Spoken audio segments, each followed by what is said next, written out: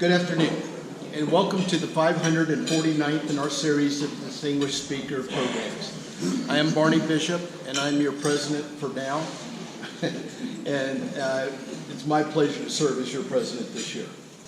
You know, it's really an honor to introduce Jorge Gonzalez, the president and chief executive officer of the St. Joe Company. And I'll tell you, George it's important to him to build a strong community. And he really does that with strong relationships and developing those relationships.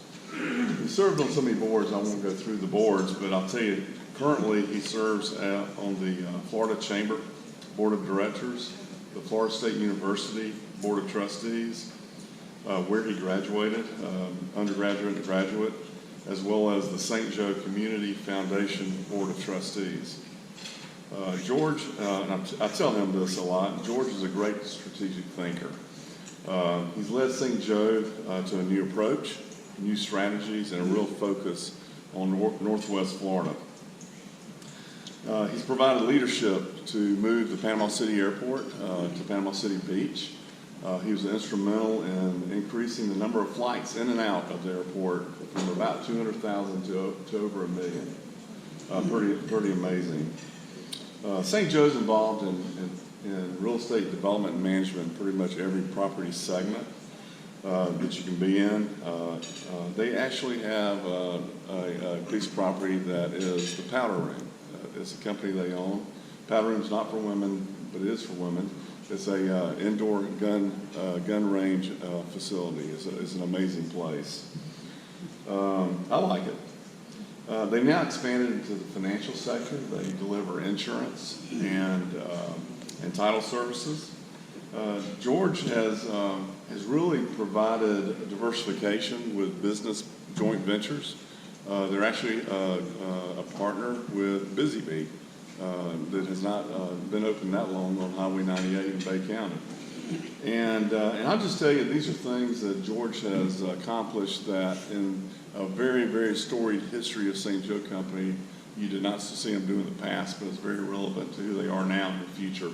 So you see what George has done under his leadership. He's committed to his home, which is Northwest Florida. I see that in so many ways. One of the simplest ways I see it is Bay County needed another public access for boats onto West Bay, and he provided that. That doesn't sound big, but it is big to the community. St. Joe Foundation, and I hope I get this right, they've contributed about $30 million to the communities in Northwest Florida since 1999, and right now they're giving over $3 million a year, and over half of that money goes to education. As far as George goes, he's transparent. What you see is what you get. I asked him if he wanted to see what I was going to write about him, and he said, "I trust you." And I was like, "Okay." But he's transparent. What you see is what you get. And I'll tell you, every time he looks to enter into a new partnership with somebody in business, there's a big box he checks first, and that's, do I trust them? Is there trust there both ways? And I can tell you, Mark O'Brien, he checked that box real quick.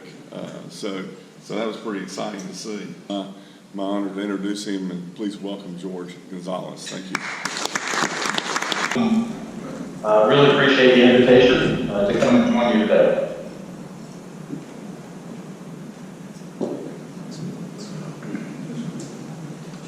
So I'm assuming everybody can hear me and see me. What I wanted to do today was give you a little bit of a background on our company. I know many of you are familiar with the St. Joe Company, but just in case for those of you who are not. And I had mentioned a lot of things already, which is great. Then I'm going to talk a little bit about our market, what's happening in our core market. And then talk a little bit about what we're up to specifically. We'll show a 5-minute video of projects that we have going on, and then I'll open the floor up for questions. And I love answering questions, so any questions any member of the audience has, I would love to answer. So the St. Joe Company, we're a little bit unique. The real estate industry is very specialized. very customized. There's folks that do very specific things, and they do them well. We are a diversified real estate operating company. We do a lot of different things, and hopefully every day we're doing them better and better. We have three primary segments, residential, commercial, and hospitality. In our residential segment, we have 12 residential communities at different levels of development. In our commercial segment, we have over 1 million square feet of commercial property that we lease in our leasing portfolio. In our hospitality segment, we own and operate hotels, golf courses, marinas, beach clubs. We have a private club membership program. In our commercial segment, we own and operate apartments, convenience stores, food and beverage facilities, self-storage facilities, just a pretty wide range of assets. As Ed mentioned, we have been in a diversification mode for the last couple of years. I particularly like diversity. I love diversity in income streams, so that's something that we've been executing over the last few years. Our focus is in 3 counties, Bay County, Walton County, and Gulf County. 86% of our ownership, which is roughly 170,000 acres, are located in those 3 counties, and those are the 3 counties that we're focused on. We're not a third-party developer. We don't develop for others. When we develop property, whether it's for an apartment complex or a hotel, we're developing that project for ourselves, for us to own and operate. One of the big framework agreements that we have that we're operating under is what we call the Bay Walton Sector Plan, which many of you may have heard about. That's an approval that we obtained from the state and the local government a number of years ago on 110,000 acres of our property in Bay and Walton County. That Bay Walton Sector Plan took several years to navigate and obtain all the approvals, but it gave us a level of certainty for us to plan and spend dollars on planning and executing specific projects by having as-of-right entitlements to build and develop on those acres. The Bay Walton Plan gave us approvals for 170,000 homes and over 20 million square feet of non-residential. That's obviously a long range, 50-year, planning horizon for that project. But by having those approvals in place, like I said, it gives us the assurance that we can spend money and planning time to plan projects and execute them. So what is happening in our local market? I've been in this market for a long time, and quite frankly, I haven't seen anything like it ever before.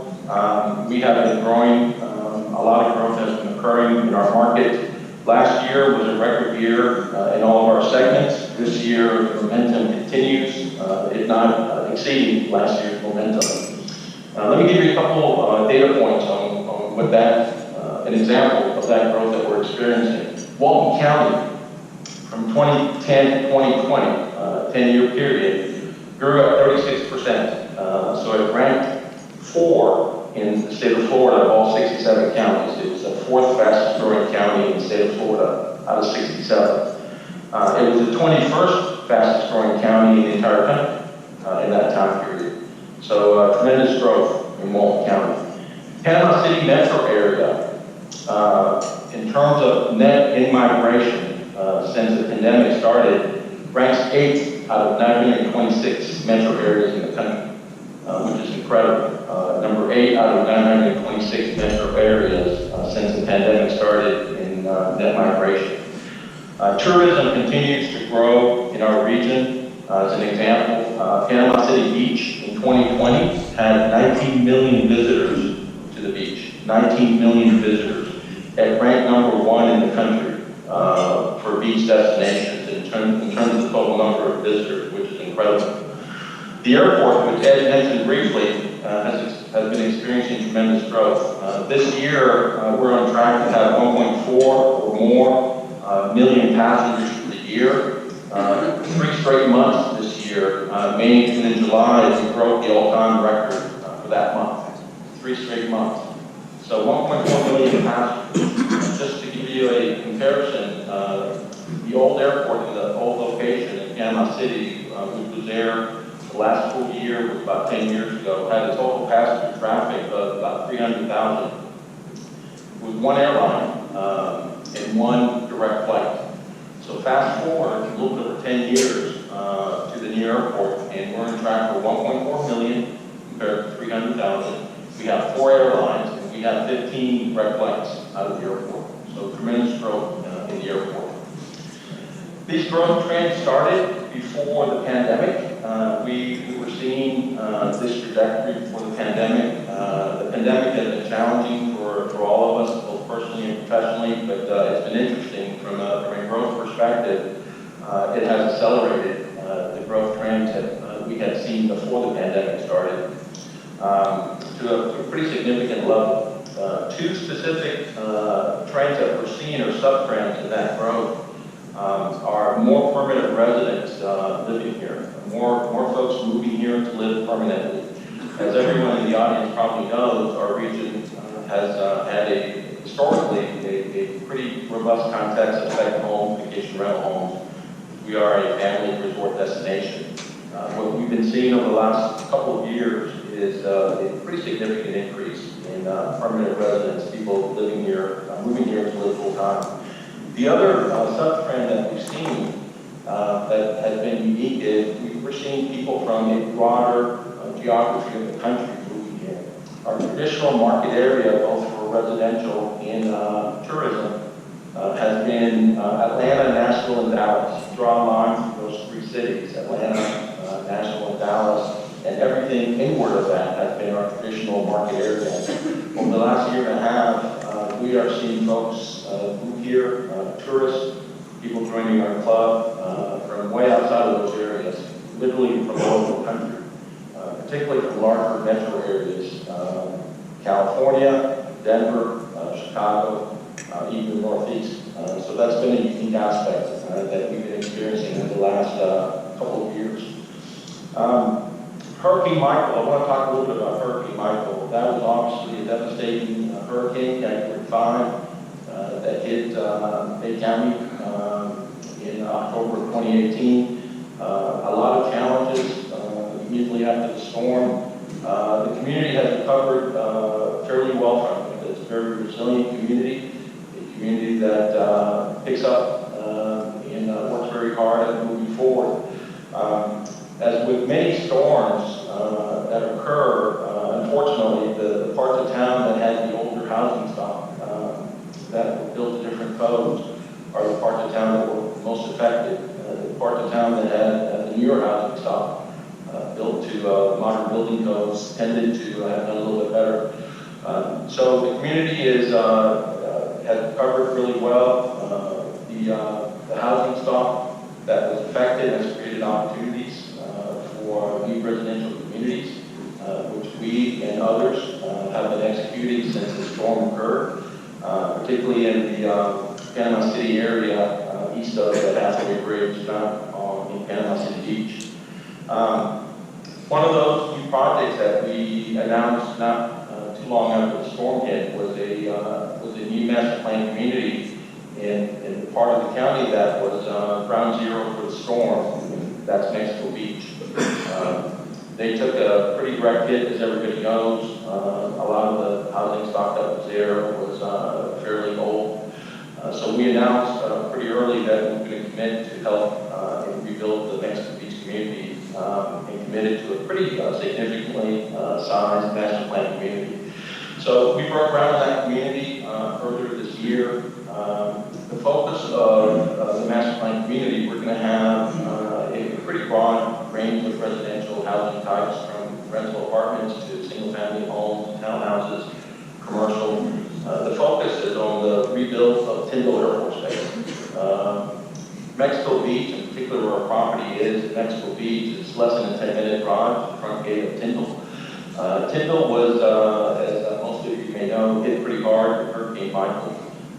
Fortunately, it's a very strategic Air Force base for the Department of Defense, primarily because of the training grounds the Gulf of Mexico offers. It's the largest training ground, I believe, of any Air Force base in the country. So it's very strategic to the Department of Defense. So the Air Force and the Department of Defense committed to rebuild Tyndall almost immediately after the hurricane hit. And they did it with the context of making Tyndall the Air Force base of the future.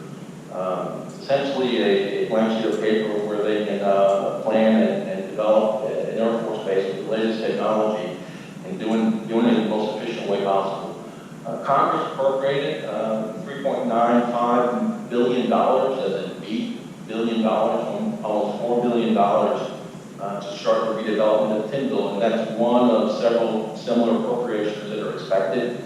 That process has started. The Department of Defense went through the NEPA process and they obtained record of decision. Earlier this year, so the contracts have been let and the redevelopment of Tyndall has started. So we are timing our master plan community in Mexico Beach to coincide with the needs of Tyndall. There's not going to be a lot of housing that's going to be provided inside of the base. So the Department of Defense and the Air Force is, to a great extent, relying on housing outside of the base. In the project that we have planned in Mexico Beach, we hope to accomplish that and help in the rebuilding of Tyndall. Every decision we make for that project in terms of pricing, product type, we're really thinking of the Tyndall ecosystem. As an example, we're not going to allow short-term vacation rentals in our community. Once you do that, it changes the DNA of the community, making it a little bit more difficult for Tyndall families to live there. So, like I said, we worked around in that community earlier this year, and we hope to start having the first product available for the middle part of next year. So, what are we up to? I think it's probably not a surprise to you in the audience with the growth that this region is experiencing and the positioning that our company has in these three counties that we've been in growth mode ourselves. At the moment, we are developing and constructing almost 40 projects, which is incredible. It's the biggest growth mode that this company has had in its history, I believe. I don't remember. I've been with the company for a long time, and I don't remember us having as many projects. It's a lot of projects covering a broad range of asset types and classes, from new apartments, hotels, commercial, residential, a lot of different things. And it covers all of our segments. The nearly 40 projects that we have in construction, we have several in all of our segments. We're also planning many more that are on the drawing board, and if the trends continue and the growth of this region continues, we'll move those projects from the drawing board and start building them. We don't build anything and hope for the best. Everything we do is market-based. If it's a new hotel, we conduct a lot of market studies to make sure we understand the demand, we understand the clientele that will be there, and the RevPAR that we'll obtain from those hotels. So all the growth that we have is really market-based, based on the demand that we're seeing here at the ground level. So on the residential and a couple things I wanted to mention. We've always had residential communities that are for what I call the high-end resort demographic, whether it's Watercolor, Watertown Beach, and other similar communities. One of the things that we changed in the last couple of years is we're focusing more on residential communities to cover all price points, from workforce housing, permanent residential communities for nurses and teachers and different folks in the community. That's a shift that we did in our company. Of the 12 communities, the great majority of them are for that demographic. One type of community that we hadn't done yet is a age-restricted retirement community. We spent many years studying that type of community, the demographic. Like anything else, it sounds simple, but when you get into the details of understanding those type of communities, what the demographic wants to see, how you plan it, how you program it, it's a little bit more complicated. So we made a decision to start a new community in West Bay on the Intercoastal Waterway. We own about 20 miles of frontage on the Intercoastal Waterway, not too far from the new airport. Sales in that community is Latitude Margaritaville. We have a commitment partner for that project. That community, we opened sales in May of this year. The sales office opened in May of this year. We had a first release of 200 homes. We'll we opened the sales process, we had a lottery with over 1,300 individuals vying for those 200 home sites. Ever since we started that process, the momentum has increased. We've been very pleased with the fact that we had pretty high expectations for it, but our expectations have been exceeded in terms of the demand that we're seeing through that community. And similar to the other trends that we've been seeing in our other communities in this region, the consumer is coming from literally all parts of the country that have an interest in latitude. We even have several folks from Alaska, of all places, who are part of that first 200 homes. We're actively developing nearly 700 home sites at the moment. We've started construction of over 100 homes. We expect the first residents to move in late this year. This first overall phase of the project is 3,500 homes. We're planning a marina right near coastal, which we're doing by ourselves. We're planning a commercial town center in front of it, which we're also doing by ourselves. If the demand continues beyond the 3,500 homes, because of the Bay Wall sector plan approval, we have an ability to build many more homes in latitude.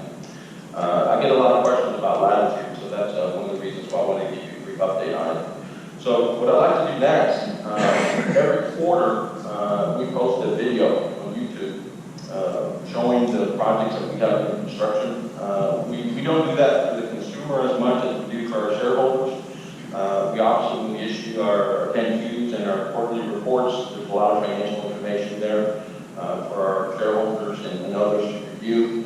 But since we're building so many different things, we felt that showing them with a video clip, an inventory of the projects that we have going on, many of our shareholders are not local, was important. So we started that last year. It's been really well received.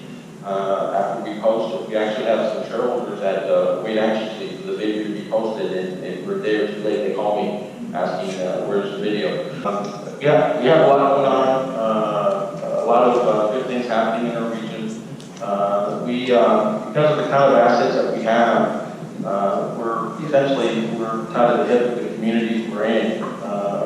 We don't see any scenario where we're doing well in our communities or not, and vice versa. So we're trying to be very community-based. I often use the term rising tide lifts all boats. We believe in that. When good things happen in our region, good things happen in our company, and vice versa. One thing I would be remiss not to mention, we're really excited about an announcement we made a few months ago about a collaboration with TMH and the FSU College of Medicine on creating a new healthcare medical campus in Bay County. We feel pretty strongly of the potential synergies between research, teaching, and clinical delivery. And we're working very hard, obviously along with TMH, Mark and Andrew, and FSU to really plan that campus in a way that's going to be world-class. And we're optimistic, cautiously optimistic, that we'll be able to break ground on the first phase of that campus sometime next year in 22. So with that, I'd love to open up the floor for any questions that anybody has. Well, thank you, Mr.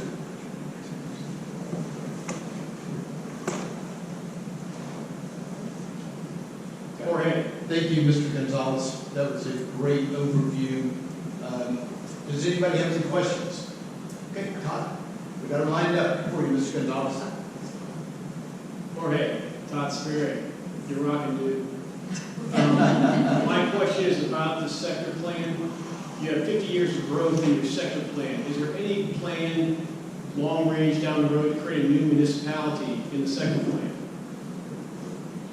Good to see you, Todd. By the way, I figured you might be there, so your questions don't count. This answer won't count. No, the answer to your question is no. We're not really planning on creating a new municipality. We have worked very closely. One of the advantages of having such a large-scale plan is we're able to work very efficiently with the utility providers and those that provide infrastructure. So we have a pretty good framework for that with Bay County and other utility providers. So as of this moment, we've been not have any plans to incorporate any municipality. All of the sectors really are unincorporated today in Walton County. Hi, George. Mary Lee Kierkoff. In the interest of full disclosure to our audience, for 8 years I worked with Marvita St. Joe when everybody was bulletproof. But anyway, this month or next month will mark the 20 years since the first homeowner moved into Southwood. How would you define the St. Joe relationship with Southwood today? Great to see you, by the way. It's been a long time since I've seen you. Southwood is a project we're very proud of. The planning principles that were incorporated into that project, the trails, the open space, the mixed uses. I think from a planning perspective, it's one of the projects we're very proud of. We changed our business strategy about Southwood a number of years ago. The project still has several phases to go from a development perspective, but we changed our business strategy. And we're not developing anymore in Southwood. We do sell tracts of land to other developers and other builders. So our relationship is still there. We're a property owner within the community development district. We pay our dues, our fees. We're constantly talking to prospects who have an interest in purchasing land from us. We turned over the HOA recently. So the residents are in charge of the HOA. As far as we're concerned, a good relationship, but it's not a project that we're planning on developing any more phases ourselves.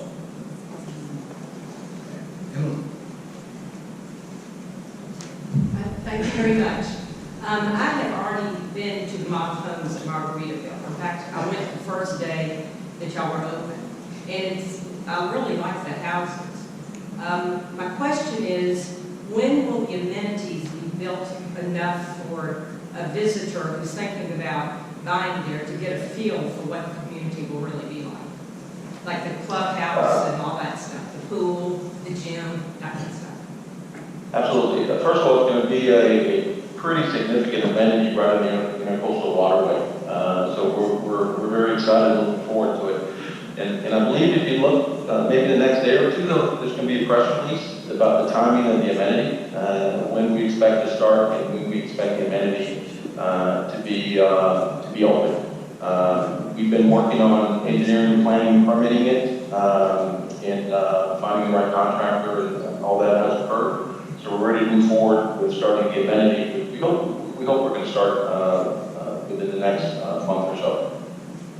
Okay. Mr. Gonzalez, thank you so much on behalf of the Economic Club of Florida. We really appreciate your comments today. They were very informative and educational.